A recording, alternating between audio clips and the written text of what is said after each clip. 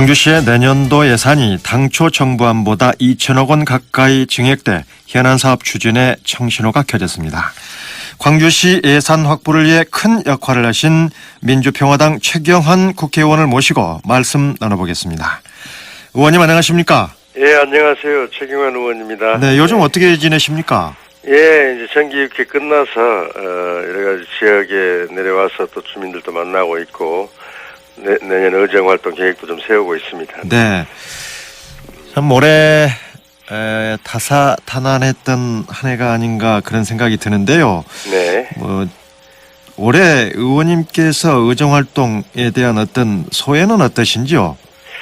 저는 이제 2016년 당선된 이후 상반기 2년 동안은 국토교통위원회에서 의정활동을 했어요. 네. 올해부터는 이제 문화체육관광위원회로 상임위가 이제 옮겨져서 활동을 하고 있는데요. 네.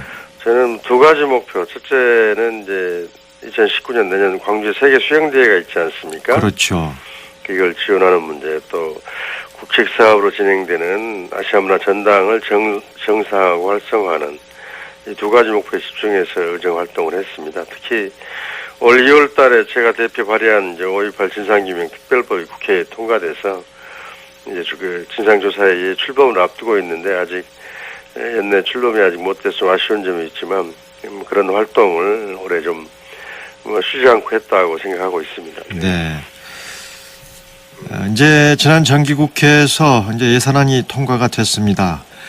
뚜껑을 열어보니까 광주시 국비 예산이 정말 많이 증액이 됐어요. 네, 그렇습니다. 의원님의 참 활약이 컸다는 평가입니다. 이 민주평화당의 지금 광주시 당 위원장을 맡고 계시고 또 광주를 대표하는 의원 아니십니까? 네. 의원님께서 특별히 집중해서 확보한 예산은 어떤 것이 있을까요? 예, 먼저 그 예산 확보는 지역 발전에서 매우 중요한데요. 한마디로 의원 개개인이 할 수 있는 것은 한계가 있고 하나의 종합 작전이라고 할 수 있습니다. 네. 예, 광주시 지자체, 기재부, 중앙부처 담당 부서들, 또 여당, 야당, 언론, 시민단체 이런 모든 분들의 노력이 있어서 가능했다고 보고요. 저는 문체위원으로서 아까 말씀드렸던 세계 수영대 예산, 또 아시아문화 전당과 관련된 예산 이런 부분에 좀 집중을 했었고요. 그런 점에서 특히 세계 수영대회 예산이 좀 많이 부족해서 걱정을 했는데 네. 그것은 요구했던 수준에 거의 근접해서 확보를 한 400억 정도를 확보를 해가지고 내년 수영대회는 가장 잘 치를 수 있게 됐다고 생각합니다. 네. 그리고 좀 보람을 느낀 것은 임을위한 행진곡 9억을 반영시켜서 임을위한 행진곡이 이제 세계화 대중화 사업에 발판을 놓았다 이렇게 해서 뿌듯하게 생각하고 있습니다. 네. 의원님의 이제 상임위가 문화체육관광 소속 아닙니까? 네, 그렇습니다. 그래서 이제 방금 말씀하셨다시피 이제 수영대회 예산이라든가 또 님을 위한 행진곡 대중화와 세계화 사업을 위한 예산 이런 예산이 지금 반영이 됐는데 네. 구체적으로 이번에 이제 이 수영대회 예산은 또 다행히 우리 의원님 소관 상임위여서 네. 이 예산이라는 것이 또 소관 상임위를 통과해야 되지 않습니까? 예. 네. 그래서 의원님께서 많은 노력을 하셨다고 또 수영대회 조직위 관계자들이 또 저한테 그 얘기를 또 많이 해줬습니다. 우리 의원님께서 소관 상임위였기 때문에 결국 이렇게 전액 확보할 수 있었다. 이렇게 얘기를 해 주셨는데 이 예산 확보가 사실 쉽지가 않았죠? 그렇습니다. 그러니까 세계 수영대회를 유치를 할 때 정부와 이렇게 우리 광주시가 협약을 맺은 게 있어요. 네. 더 이상 예산을 요청하지 않겠다, 증액하지 않겠다. 이런 협약 내용도 있어가지고 한국당이나 정부 측에서 난색을 표했는데 정부는 한 160억 정도를 요구했는데 이제 최종은 421억이 됐어요. 그래서 네. 한 259억 정도가 증액이 됐는데 상임위에서는 저도 사실 한 85억 정도만 확정을 해서 예결을 넘겼습니다. 네. 예결을 넘기고 나서 다시 광주시 또 정부와 지속적인 접촉 협의를 해서 이런 결과를 가져온 것 같습니다. 이것도 수영대 조직에 직접 가는 게 아니고 광주시에 좀 우회 지원 방식을 만들어서 수영대에 지원할 수 있도록 해서 아주 좀 예상외의 성과를 거둔 거에 대해서도 좀 만족하고 있습니다. 네. 그리고 이 님을 위한 행진곡 대중화와 세계화 사업을 위한 예산 이 부분은 사실 그 보수 정당의 반대가 좀 심했을 거라는 생각이 드는데 어떻게 이게 잘 확보가 됐어요? 예, 그렇습니다. 당초 광주시에서는 한 17억 정도를 요청을 했는데 네. 문체위 예산 소위에서 제가 소위위원으로 들어가서 한국당 의원들하고 좀 언쟁도 하고 한국당 의원들은 이 님을 위한 행진곡이 나라 돈을 들여서 해야 할 만한 전국적 사안이냐 네. 반대 의사를 표명했어요. 그런데 결국 상임위에서는 12억을 해서 애결위를 올렸는데 애결위에서는 3억이 깎여가지고 9억이 되는데 이제 광주시에서도 9억 정도로면 사업을 시작할 수 있다. 님을 위한 행진곡을 관현악곡도 만들고 네. 또 창작 뮤지컬 이런 걸 만들어서 전국에 보급하고 또 전 세계에 보급하는 이런 노력을 하겠다 해서 금액은 크지 않은 사업이지만 의미 있는 사업이라고 생각합니다. 네. 그리고 의원님의 노력으로 확보한 국비 예산 또 어떤 것들이 있습니까?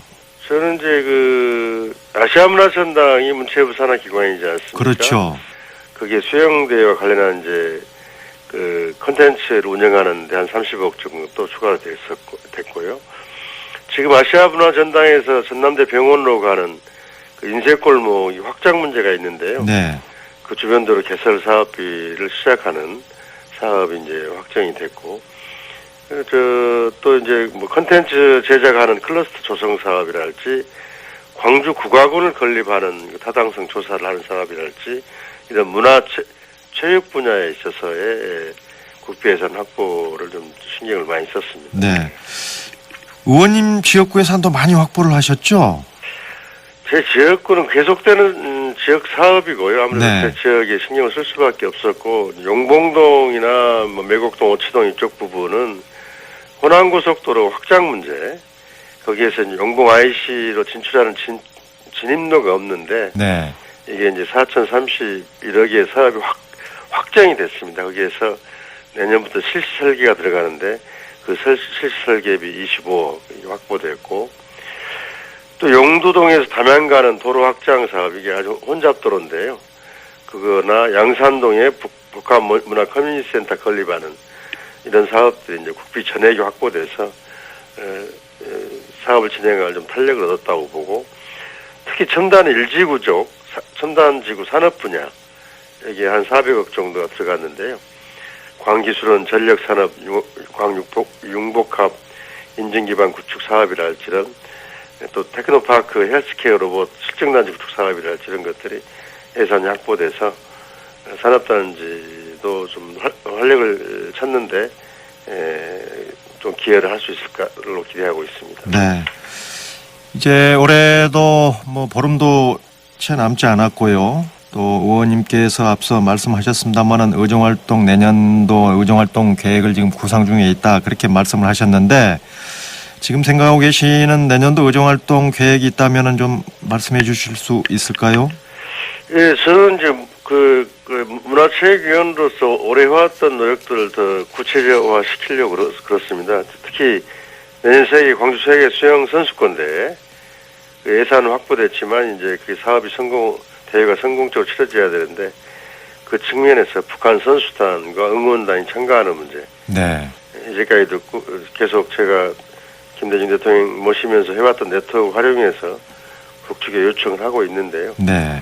그게 성사되도록 하는 일이 하고 아시아문화 전당 관련해서 일이 많습니다. 그렇죠. 조직을 일원하는 문제, 또 전당장을 차관급으로 승격시키는 문제, 또 5.18 서적지를 원형 복원하는 문제, 또 구상권을 청구해서 논란이 되고 있는데 그 문제도 해결해야 되고 일단 광주와 관련해서 그 두 가지 분야에서 수영대회와 아시아문화 전당 문제에 대해 집중해서 내년에도 좀 해나갈 거고요.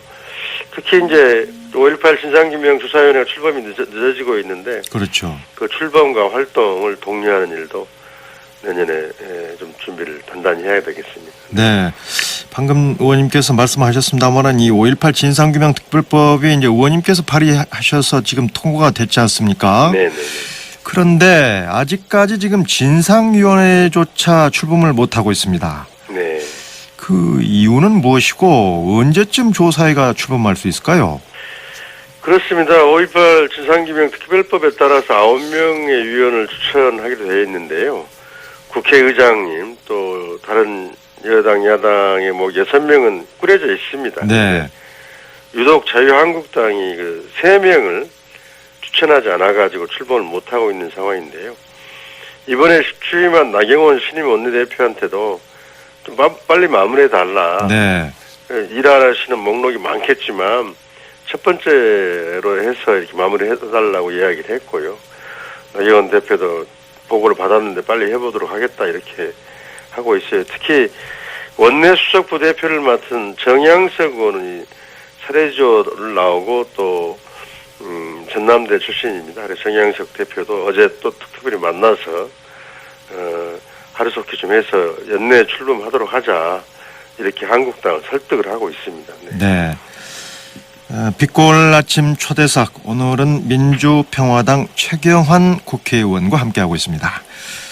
그 의원님께서 최근에 5.18 성폭력 피해자 보상법안을 발의를 하셨죠? 네. 이게 어떤 내용을 담고 있습니까? 그러니까 38년 전 5.18 당시에 계엄군과 조사관들에 의해서 많은 광주 젊은 여성들이 성폭력을 당했다는 사실이 밝혀지고 있어요. 지난 그렇죠. 정부 조사단에서도 네. 17명이 확인이 됐습니다. 그래서 이분들이 확인된 분들에 대해서 5.18 민주화운동 관련자로 이분들을 이제 명시를 인정을 하고 또 보상금 지급이나 이런 것도 좀 연장해서 하자는 것이고요. 무엇보다도는 이분들이 큰 피해를 보고 있는데 전문적인 심리 치유 또 재활을 위한 프로그램을 국가에서 운영하도록 하는 이것을 명시하고 있는 법안입니다. 네. 이번에는 좀 의원님께서 좀 곤혹스러울 것 같은 네. 질문을 좀 드려보겠습니다. 이 민주평화당 지지율이 지금 좀처럼 오르지 않고 있습니다. 그 원인은 무엇이라고 생각을 하시고 지지율을 끌어올리기 위한 방안이 있다면 말씀을 좀 해주시죠. 저희들이 국민의당의 안철수 대표가 그렇게 정체성을 버리고 또 자기를 선택해준 호남을 버리고 가는 거에서 반발해서 지난 8월에 민주평화당을 만들었는데 저희들한테 그기에는 교섭단체도 이루어지지 못하고 또 마땅한 지도자 대선 후보도 없는 상황이고 또 양당에 치여서 그 주목을 못 받으면서 지지율이 속절없이 계속 떨어지고 있는 상황입니다. 네. 선거는 1년 5개월 앞으로 다가오고 있고 그래서 저희들이 다시 한번 좀 가다듬고 무엇보다도 중요한 것은 주민들의 선택, 광주 시민들의 판단이라고 생각합니다. 그래서 다시 주민들의 의견을 들으면서 또 현안에 대해서도 적극적으로 이야기를 하면서 다가오는 그 총선을 대비해서 광주 호남의 주도적인 정치 세력으로서 역할을 해나가야겠다 이런 생각을 하고 있습니다. 네, 지금 야권발 정계 개편이 조금씩 모락모락 피어오르고 있는데 네. 혹시 민주당과의 어떤 통합 가능성은 어떻게 보십니까? 그렇습니다. 지금 자유한국당, 바른미래당부터 시작된 보수층의 정계 개편 흐름이 이쪽 개혁 진영에도 영향을 주고 있다고 생각합니다. 네. 말씀하신 민주당으로의 어떤 그 개혁 진영의 통합 네. 이루어질 건지 아니면 과거처럼 다당제 정치 구도를 통해서 어떤 정치를 발전시키겠다고 하는 제3지대론이 등장할 것인지는 아직 좀 두고 봐야 될 상황인데요. 이런 모든 문제들이 주민들의 뜻에 달려 있다고 보고 저희들도 많이 논의를 좀 하고 있습니다. 네. 지금 바른미래당과 민주평화당, 정의당 이 야3당이 연동형 비례대표제를 지금 강력히 주장하고 있습니다. 이 네. 연동형 비례대표제가 무엇인지 우리 시민들께 좀 설명을 좀 부탁드리겠습니다. 뭐 간단히 이야기하면요. 각 정당이 민심 그대로 즉 얻은 득표수만큼 비례해서 의석을 가져가자는 겁니다. 네. 지금은 득표율은 한 40% 50%밖에 안 되는데 의석수는 80% 뭐 90%로 가져가는 상황도 많이 있었고 또 한 50% 이상이 더 사표 버려지는 표가 돼버려요. 네. 그런 점에서 다른 여타 정치 선진국처럼 이렇게 얻은 표만큼 정당이 얻은 표 10%를 얻으면 100명이 의원이면 10명이 되자 이거죠. 10명을 가져가자는 거죠. 그래서 지역구에서 당선이 안 되더라도 비례대표에서 그것을 보장해주는 그게 바로 연동형 비례대표제입니다. 이것은 저는 호남 정치력 회복에도 매우 중요한 의미가 있는 제도라고 보고요. 또 호남 내에서도 경쟁 구도를 만들 수 있는 제도이기 때문에 저희 지역에도 결코 나쁘지 않은 제도이다. 또 정치 선진국으로 가는 길이다. 이렇게 생각하고 있습니다. 네. 그런데 이 연동형 비례대표제를 하려면은 의원수를 늘려야 한다는 지적이 많습니다. 네. 그런데 국민 여론은 그렇게 호의적이지 않은 것 같습니다. 그게 제일 문제입니다. 네, 어떻게 풀어야 할까요? 그런데 이제 OECD 선진국 경우는 한 10만 명당 한 명이 국회의원이 한 명 정도가 대표를 하는데 우리 경우는 17만 명이 한 명을 대표하는 상황이긴 해요. 그래도 워낙 국민들께서 국회의원에 대한 불신이 있는 상황에서 이게 쉬운 문제는 아닙니다. 바람직하게 연동형 비례대표를 하려면 한 60명 정도 증원하는 학계나 시민단체, 저희 민주평화당 당초 그런 안을 가지고 있었는데요. 네. 그래서 360명 정도를 하자는 건데 너무 반발이 심하기 때문에 이번 5당 합의안대로 한 10% 정도, 그러니까 300명이 10%면 30명 이내로 네. 한 30명 정도를 늘리되 다만 국회의원이 누리고 있는 여러 가지 혜택들이 있지 않습니까? 네. 세비나 의정활동 지원비나 또 보좌진 이런 분들을 조정을 해가지고 비용은 300명이 쓰는 그대로 하고 의원은 10% 늘리자. 네. 이렇게 국민들께 설득을 하고 있는데요. 저는 연동형 비례대표제 도입을 위해서는 의원수 증가가 필요하지만 비용 문제는 그렇게 해결하자. 이렇게 이야기를 하고 있습니다. 네. 이제 올해도 얼마 남지 않았습니다. 의원님 시민들께 꼭 전하고 싶은 말씀 있으시면 해주시죠. 예. 올해 광주에서 가장 좀 박수 칠 만한 일은 지하철 2호선 공론화 문제에서 성공했다고 생각합니다. 네. 그런 점에서 우리 광주형 일자리나 여러 가지 산적에 있는 문제들이 많아요. 우리 지역에. 네. 이렇게 시민들이 힘을 모으고 지혜를 모으면 이렇게 좋은 일이 있을 거다 생각하고 내년 세계 수영대 또 여러 가지 사업들 이게 모두 성공해서 광주의 브랜드가 좀 높아지는 계기가 됐으면 좋겠고 저도 그런 점에서 시민들과 함께 열심히 하겠다 이런 다짐의 말씀을 드립니다. 네. 네. 의원님 늘 건강하시고 내년 황금 대지띠에도 의원님의 활발한 의정 활동으로 주민들의 사랑을 받는 그런 국회의원이 되시기를 기원드리겠습니다. 오늘 말씀 고맙습니다. 예, 감사합니다. 네. 지금까지 민주평화당 최경환 국회의원과 함께했습니다.